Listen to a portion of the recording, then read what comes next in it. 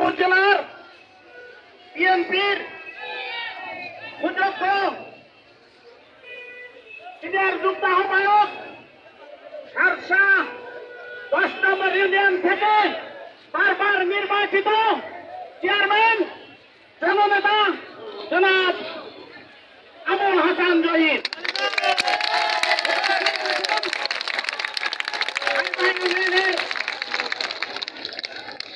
আমাদের বিএনপির সম্মানিত প্রাক্তন চেয়ারম্যান জনাব রবিউল ইসলাম উপজেলা বিএনপির সদস্য সহ আমার যুবদল, ছাত্র দল, স্বেচ্ছাসেবক দল, কৃষক দল, তাঁতি দল সহ সহ অঙ্গ সংগঠনের ভাইরা, আসসালামু আলাইকুম। আমরা শ্রদ্ধা ভরে শ্রদ্ধা জ্ঞাপন করি সর্বপ্রথম যে সকল শহীদদের বিনিময়ে আজকে আমরা এই দেশ স্বাধীন করেছি, এই সকল ভাই বোনদের প্রতি আমরা শ্রদ্ধা জ্ঞাপন করি। যে সকল আমাদের সহযোদ্ধারা ঢাকা, খুলনা, যশোর কাটিয়ে আজকে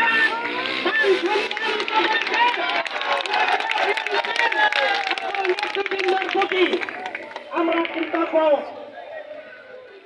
সকল স্তরের আমাদের শুভাকাঙ্ক্ষী ভাই ও বোনেদের প্রতি আমরা আলোচনা দীর্ঘায়ু করব না। আমার সিনিয়র নেতৃবৃন্দ করম তরিকুল ইসলাম, তার সুযোগ পুত্র অনিন্দ ইসলাম অমিতের হাত ধরে আমরা রাজনীতি শিখেছি। আমাদের রাজনীতিতে কারো জানমাল ক্ষতি করে, আমাদের রাজনীতিতে কারো কাছে চাঁদাবাজি করার প্রথা নিয়ম আমাদেরকে শেখাই নাই। বন্ধুরা, আপনারা ধৈর্য ধরে আমাদের সাথে দীর্ঘদিন দীর্ঘ সময় দিয়ে এসেছেন, 17-18 বছর। আপনারা মাত্র 3 মাস আমাদের সময় দেন, আমাদের বিজয় নিশ্চিত। ধন্যবাদ জানিয়ে আসসালামু আলাইকুম ওয়া রাহমাতুল্লাহ। আজকের এই পথসভায় আমাদের সম্মানিত রাজশাহী উপজেলার সম্মানিত আহ্বায়ক জনাব আলহাজ খায়রুজ্জামান মধু উপস্থিত আছেন। আর আমরা আল্লাহর কাছে শুকরানা আদায় করি যে আজকে এই মুহূর্তে এই জায়গায় আমরা আসতে পেরেছি, এটা একেবারে আল্লাহর রহমত ইনশাআল্লাহ। প্রিয় ভাইজন উপস্থিতি, আমার পূর্ববর্তী বক্তা যেভাবে বলেছেন, আমরা আওয়ামী লীগ না, আমরা প্রগতিশীল এবং আমরা মানুষের কাজ করার একটি দল, শহীদ জিয়ার দল। আপনাদের অনেক কষ্ট, অনেক ক্ষতি, অনেক কিছু চাওয়া পাওয়ার আছে, এটা আমরাই জানি। তো যেহেতু আমাদের নেতৃবৃন্দ যেভাবে নির্দেশনা দেবেন আপনারা সেইভাবে চলবেন, আমরা সেইভাবে কাঁদতে কাঁদতে চোখের পানি ফেলতে ফেলতে কাঁদতে চলে গেছি। আল্লাহ সেই সুযোগ আমাদের দিয়েছে, আমরা এই সুযোগের সদ্ব্যবহার করবো ইনশাল্লাহ। কারো প্রতি বিরাট না, কিন্তু আমাদের অধিকার আমরা আদায় করে নেব। পুলিশ দিয়ে টাকা নিয়েছে, আমাদের আর্থিক ক্ষতি করেছে, সেগুলো অবশ্যই আমরা আশাবাদ ব্যক্ত করে আগামীকাল আমাদের বাগানশিলা এবং কায়দা বিএনপির উদ্যোগে এই এরকম একটা সভা আছে, শোক রেডি আছে, তাদের জন্য আমরা দোয়া করব। আমাদের সম্মানিত থানা নেতৃবৃন্দ যাবেন, আপনাদের সবাইকে আমন্ত্রণ জানাচ্ছি সারসা থানা বিএনপির পক্ষ থেকে। আর আপনারা অনেক কষ্ট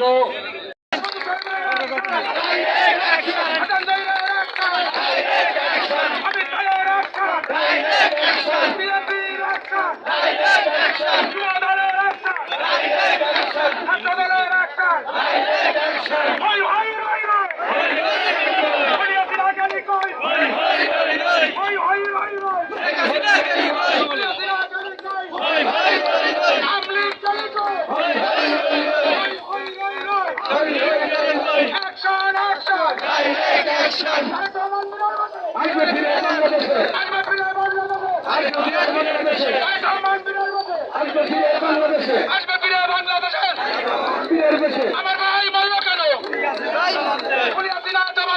আমার ভাই বললো কেন? আবু সাইদ বললো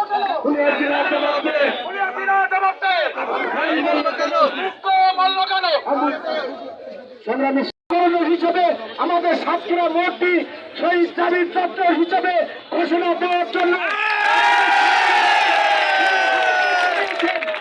আমি ছাত্র বন্ধুগণ, আমরা আশা করি আমাদের প্রিয় নেতা, আমাদের প্রিয় দুই নেতা এখানে উপস্থিত আছেন।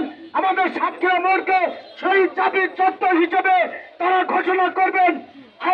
এই মুহূর্তে আমরা সেই আহ্বান তাদের কাছে এবং সেই আহ্বান এবং অনুরোধ তাদের কাছে রাখছি আমাদের প্রিয় অভিভাবকদের কাছে।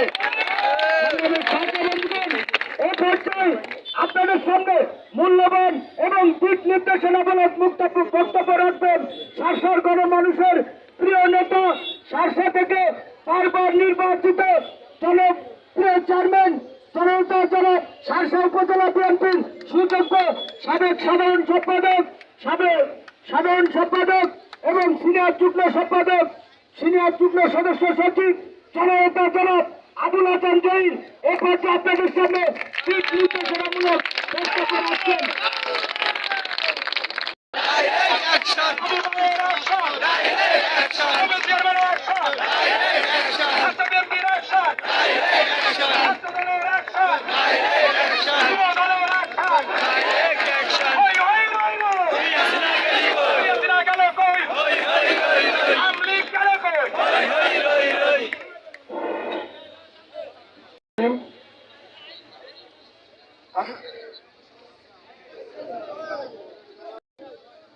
সম্মানিত সভাপতি, শাসা উপজেলা বিএনপির সুযোগ্য আহ্বায়ক বড় ভাই খায়রুজ্জামান মধু, মঞ্চে উপস্থিত আমার আরেকজন বড় ভাই কাইব ইউনিয়নের প্রাক্তন চেয়ারম্যান বিএনপির সংগ্রামী নেতা জনাব রবিউল ইসলাম, মঞ্চে উপস্থিত আমার ছোট ভাই শাসা থানা বিএনপির সম্মানিত আহ্বায়ক জনাব আশরাফুল আলম বাবু, উপস্থিত যুব দলের নেতৃবৃন্দ, ছাত্র দলের নেতৃবৃন্দ, বিভিন্ন ইউনিয়নের সম্মানিত আহ্বায়ক যুগ্ম, উপস্থিত বিভিন্ন অঞ্চল থেকে, বিভিন্ন ইউনিয়ন থেকে, বিভিন্ন ওয়ার্ড থেকে আপনারা অনেক কষ্ট করে যারা এসেছেন, আমাদের দলের প্রিয় ভাইরা, শাসা থানা বিএনপির পক্ষ থেকে সক্রিয় শুভেচ্ছা, সালাম, আসসালামু আলাইকুম। আজকে আসলে বক্তব্য আমি দিতে পারছি না, কারণ আমার গলার অবস্থাটা খুব খারাপ। আগে 2-3 দিন বক্তব্য দিয়ে আমার গলাটা বসে গেছে। প্রিয় ভাইরা আমার, আমাদের নেতা বাবু অনেক ভালো ভালো কথা বলেছে, বক্তব্য দিয়েছে, রবিউল ভাই বক্তব্য দিয়েছে, মধু ভাই বক্তব্য দেবেন, আপনারা সেগুলো সবাই ভালো করে শুনবেন।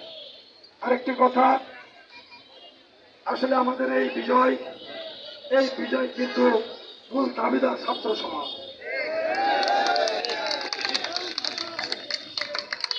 সেই ছাত্র সমাজকে আমরা সকলেই তাদের প্রতি সম্মান সমুন্নত রাখতে চাই, আমরা তাদের প্রতি শ্রদ্ধা সবসময় জানাতে চাই। আমরা যে ছাত্ররা এই আন্দোলন করতে যে শহীদ হয়েছে, আমরা তাদের আত্মার মাগফিরাত কামনা করি এবং আমরা আল্লাহ দরবারে এই কথা বলে দোয়া করব, আল্লাহ যেন তাদেরকে শহীদের মর্যাদা দিয়ে জান্নাতুল ফেরদৌস দান করেন। যে সকল ছাত্ররা বেঁচে আছে, দেশের জন্য কাজ করছে, আমরা দোয়া করব আল্লাহ রাব্বুল আলামিন তাদের জন্য শারীরিক সুস্থতা রাখেন এবং তারা মেধা সম্পূর্ণ ছাত্র বেরিয়ে এসে দেশ পরিচালনা করতে পারে, সেই দোয়া আমরা সকলেই করবো। প্রিয় ভাই আমার, আজকে আপনারা 17 বছর অনেক কষ্ট করেছেন,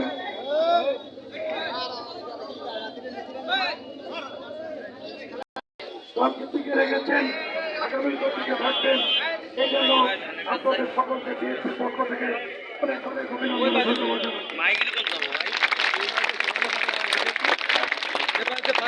এবং আমি আরো একটি কথা বলতে চাই, আমরা আমাদের সুযোগ্য নেতা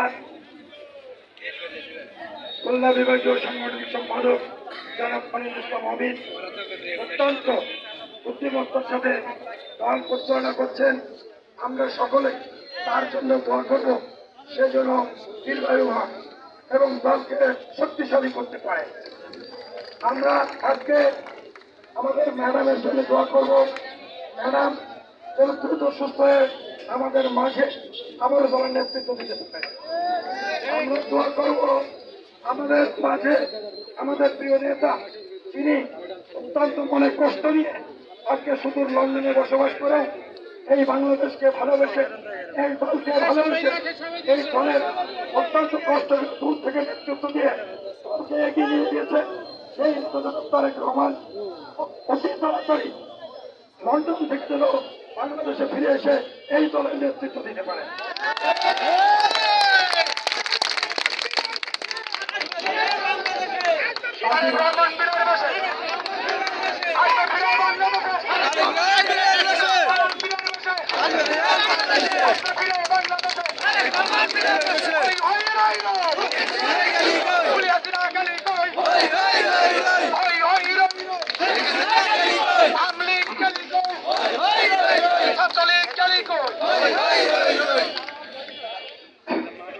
বাঙালি ভাই সকলেই ফিরে এসেছে।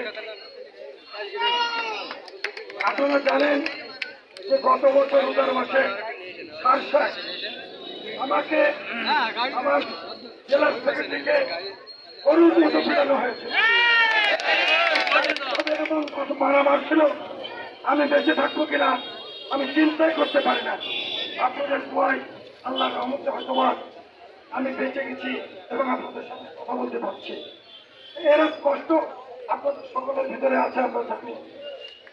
আজকে আমাদের প্রতিটা ইউনিয়নে প্রত্যেকটা নেতার বিরুদ্ধে অসংখ্য মামলা দিয়েছে। সকলেই আজকে এই মামলার জন্য জজ করে ম্যাজিস্ট্রেট করে প্রতি 30 করে হাজিরা দিতে হয়। এটা কত কষ্টের কারণ, বিনা কারণে মামলা দিয়েছে, কোনো কারণ ছাড়া।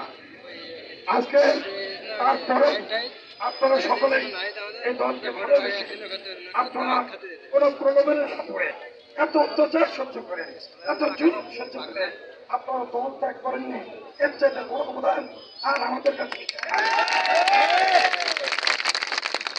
তো সেই জন্য আপনাদেরকে আমি আবার ধন্যবাদ জানাই, অসংখ্য কৃতজ্ঞতা জানাই এবং আমি অনুরোধ করব এই আনন্দ পরিবেশ আমাদের অব্যাহত রাখতে হবে। আমরা আরো কিছুদিন ধরে এই আনন্দ পরিবেশটা সবসময় অব্যাহত রাখবো এবং সেই কারণে আগামী বৃহস্পতিবার আমরা বিকাল 4টায় 700 বাজারে আমরা এই বিদায় মিছিল বা আনন্দ মিছিল অনুষ্ঠিত করবো। আপনারা সকলে সেখানে হাজির হবেন।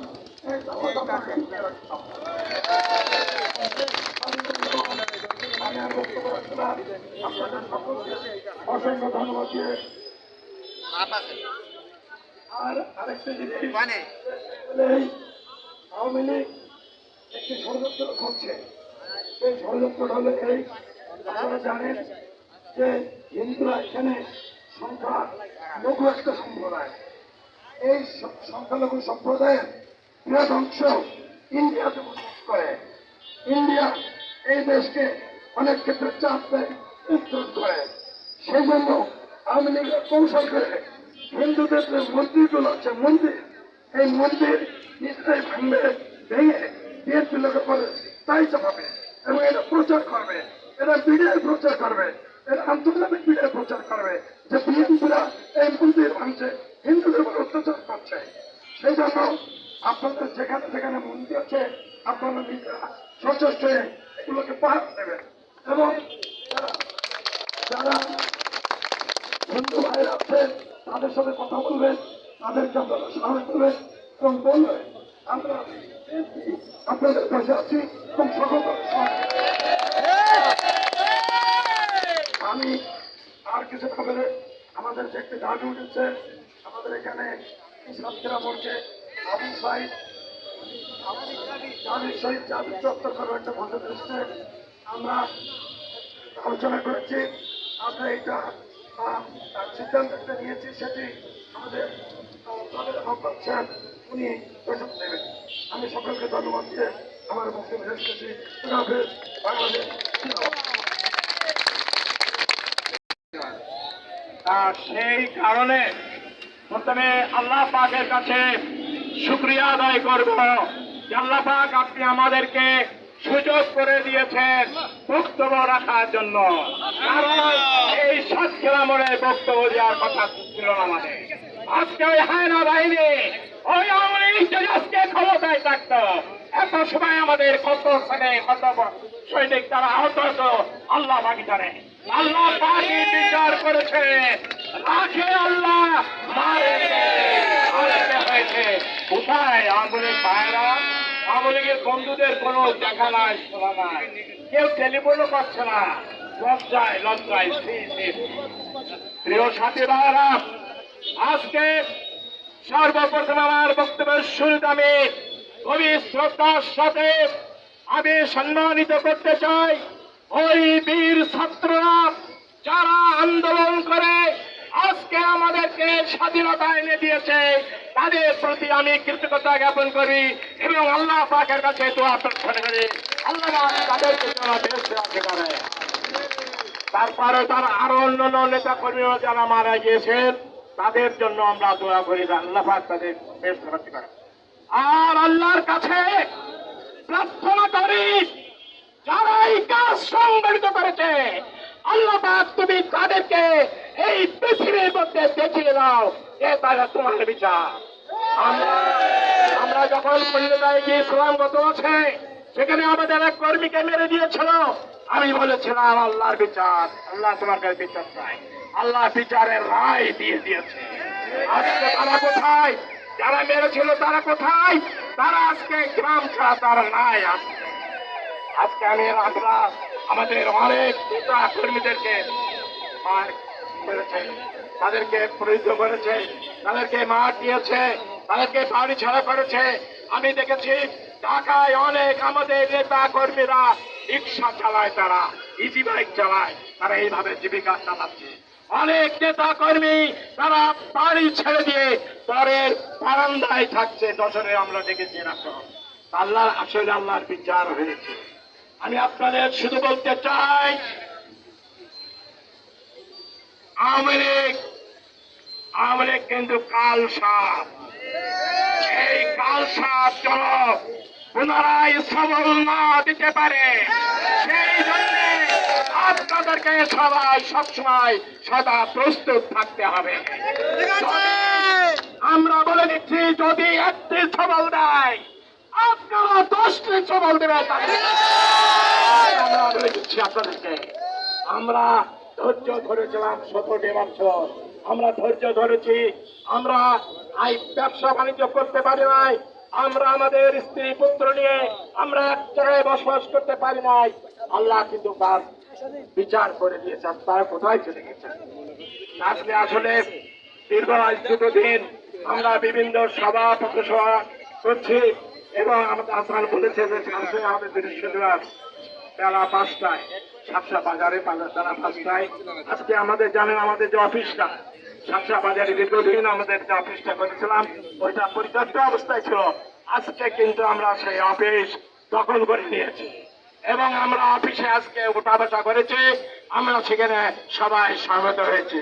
এই অফিস খুব শীঘ্রই আমরা একটি দৃশ্যমান অফিস হিসেবে তৈরি করবো, এটা আমরা বলতে চাই। প্রিয় সাথী ভাইয়েরা, আজকে আরেকটি দাবি করেছে আমাদের হাসান বলেছে অবশ্য। তা আমি মনে করি যদি প্রশাসনিক কোন রকম বাধা বিপত্তি না থাকে, আর প্রশাসনিক বাধা বিপত্তি থাকলেও আমরা ঠিক করে দেবো, এটা করার সিদ্ধান্ত আমরা করে দেবো। আমাদের একটি সন্তান সে আত্মহতি দিয়েছে, আজকে দেশের জন্য আত্মহতি দিচ্ছে। অতএব তার স্মৃতি যাতে অক্ষুণ্ণ থাকে, তার স্মৃতি যেন ম্লান হয়ে থাকে, তার স্মৃতি যেন সাতসার মানুষ সবাইকে দেখতে পায়। ওই যারা রাস্তায় যাবে, ওই যারা সাতক্ষীরা যাবে, তারা দেখতে পায় যে এই ছেলেটি মারা গিয়েছিল। আজকে 700 টাকা বিএনপি সহ সকল অঙ্গ সংগঠনের সৌজন্যে তার স্মৃতি সৌধ তৈরিছে। এটা অচিরেই করিতে হবে। আমরা কালকে বসে একটা সিদ্ধান্ত দিয়ে দেবো কিভাবে কিভাবে করা যায়। আপনারা এটা হবে, এটা হবে, এটা হবে। আরেকটি বিষয়, আসান চলে গেছে, তারপরে আমি আবার আপনাদের কাছে অনুরোধ করতে চাই। আমাদের প্রিয় নেতা অনিন্দ ইসলাম আমির, সে কিন্তু প্রতি ঘন্টায় ঘন্টায় আমার সহ অন্যান্য নেতৃত্ব টেলিফোন করছে যে চাচা আপনারা দেখবেন আমাদের এই সরষা উপজেলায় যে সমস্ত লোক সম্প্রদায় আছে তাদের প্রতি যেন কোনো অত্যাচার না হয়। এটি কিন্তু আমাদের খেয়াল রাখতে হবে এবং এটি করবে কিন্তু ওই আওয়ামী লীগ করবে, আওয়ামী লীগ করে দেখাই দেবে যে বিএনপি আলোচনা করছে। এই জন্য আমাদেরকে সতর্ক অবস্থায় থাকতে হবে, কোনো অবস্থাতেই যেন এই কাজটি না করতে পারে। কারণ আরেকটি কারণ আওয়ামী লীগ কোথায়, আওয়ামী লীগ আসার সুযোগ পাবে না, আওয়ামী লীগ আসবে আর ব্যবস্থা নেবে। আমরা আজকে সন্ধ্যার পরে প্রশাসন আমাদেরকে ডাকছে বারবার যে আপনারা আসেন বসেন, আমরা প্রশাসনের সাথে কথা বলবো এবং আমাদের যারা উচ্ছৃঙ্খল আছে, যে সমস্ত আওয়ামী লীগের নেতা কর্মীরা পেন্ডিং কেসে আছে, যে সমস্ত আওয়ামী লীগের নেতা কর্মীরা এই সরষা জেলার মধ্যে সন্ত্রাস সৃষ্টি করেছে, যারা যাদের কাছে আমরা রেখেছি অবৈধ অস্ত্র ছিল, সেই সমস্ত অবৈধ অস্ত্রধারীদেরকে অবিলম্বে গ্রেপ্তার করার জন্য করতে ব্যর্থ হয়।